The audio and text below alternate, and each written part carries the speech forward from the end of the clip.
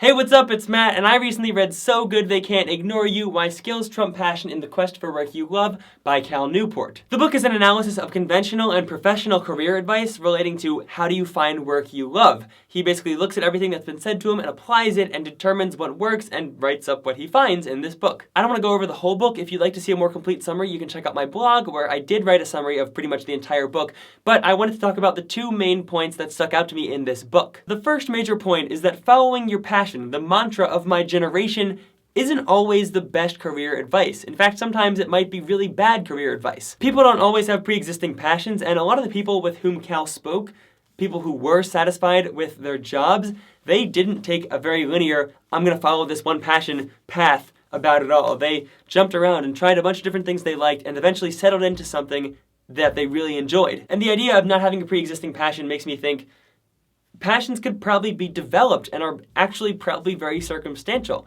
I wasn't born loving YouTube. I probably wasn't even born loving communicating ideas, but somehow some circumstances combined in such a way that made me like that. And I imagine my passion could also change as I grow and mature and learn more things about this world and my life and what I want. It seems more arbitrary than this is what I was made to do. That being said, I still think passion in what you do is super important. It makes people do really awesome work, and it would be totally naive and foolish to just throw it away altogether. But at this point, you might be wondering, like I was, so if follow your passion isn't what you should do to get good work, what should you do? Basically, finding work you love is rare and valuable. So if you want that, you'd expect that you need something rare and valuable to offer in return. You'd need career capital. Career capital is the term Cal uses for basically really high proficiency in a skill that is useful and wanted. And after you have career capital, you can leverage it to increase things like control and autonomy in your workplace, which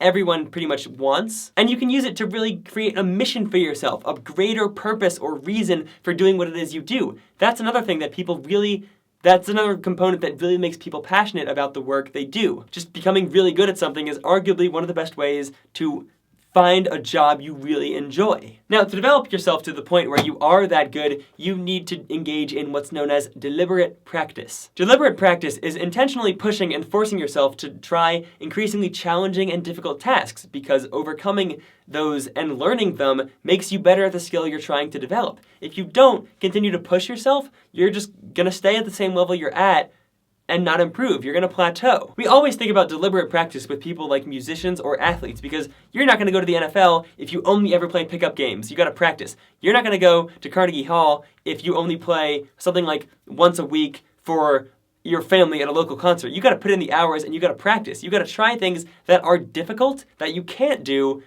because you'll eventually learn to do them. This part especially it really hit me hard. I feel like a lot of people plateau in a lot of things without even realizing it.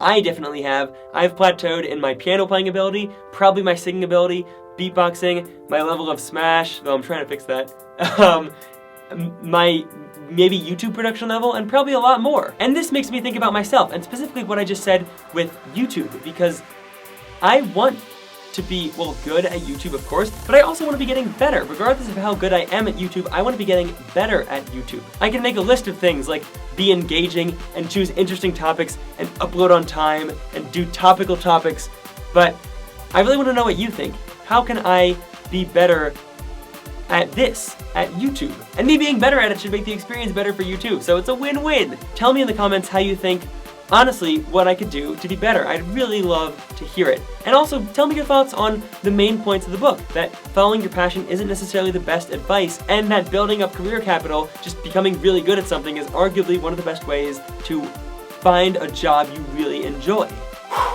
My God, I don't know what's happening in my throat, but I gotta rest. So, thanks. I'll see you later.